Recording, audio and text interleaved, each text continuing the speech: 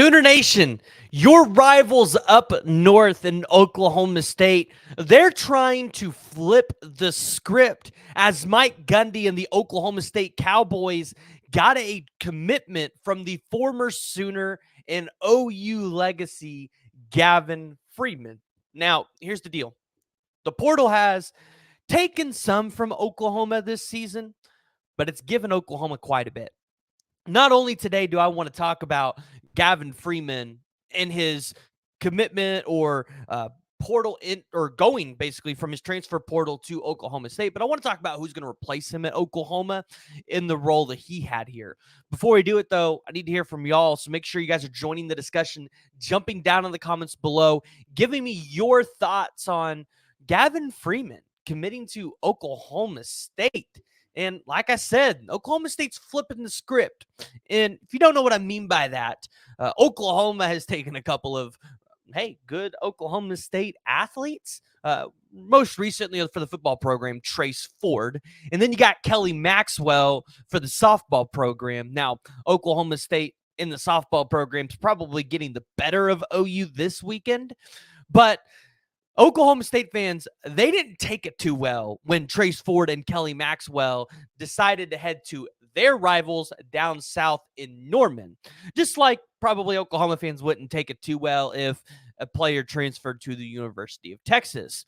But props to Oklahoma fans for not skull dragging Gavin Freeman through the mud here, because, and I know you see three here, and these are three pretty prominent OU Twitter accounts. If you guys don't follow them, you need to go follow them. But I've seen numerous Oklahoma fans on Facebook, here on Twitter, that are not prominent OU accounts, not bashing him, not dragging him through the mud, which is what Oklahoma State fans have historically done. Again, when they win, they don't know how to act. When they lose somebody in the portal to their rivals, they don't know how to act. Oklahoma fans, you're kind of showing being the bigger people here. But Gavin Freeman hitting the portal was kind of shocking to begin with. To go to Oklahoma State as an OU legacy kid, it's just not what I expected. But here's the deal. Gavin Freeman is really going to help boost the Cowboys offense this upcoming season and maybe give them a chance to potentially win a Big 12 championship where Oklahoma's not going to be there. Gavin Freeman this past season, he had 19 receptions for 95 yards and a touchdown. And he even had, I believe it was an 82-yard punt return for a touchdown. Like on special teams, that's where I think Gavin Freeman really was like the best player, like his best self. But he's got a dual threat ability, being able to be a wide receiver, but also be able to take it out of the backfield. And here's the deal. And I saw somebody, I can't remember who it was. It was on Twitter. So I'm going to give the credit to them. I just don't know who they are. But they said it best.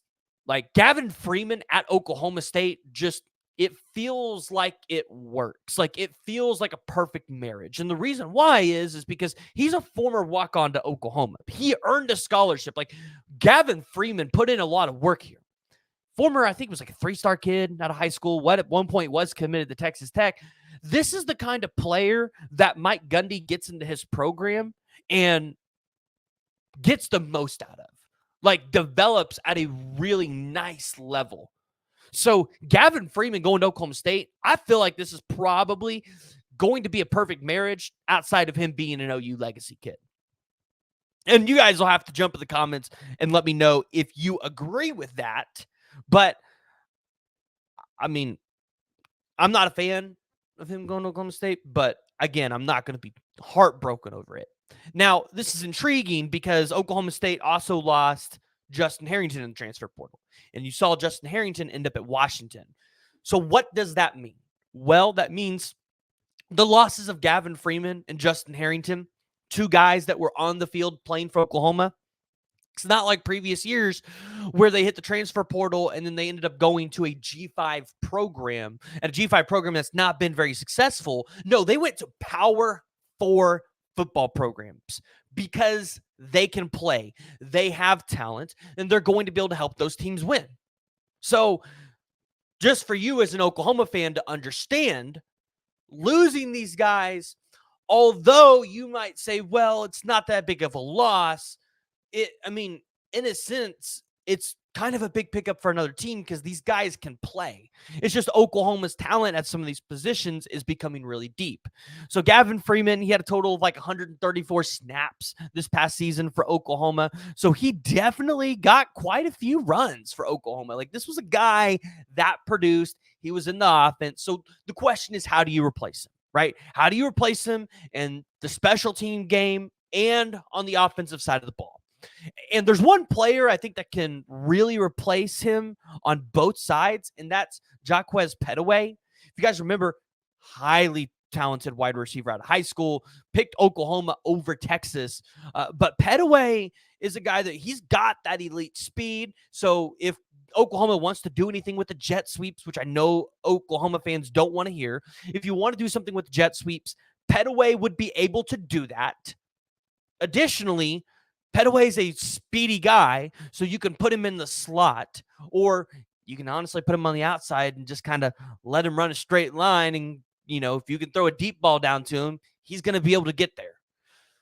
On the special team side of the ball, I think Petaway is an option, but there's other guys too that I think could blossom for Oklahoma.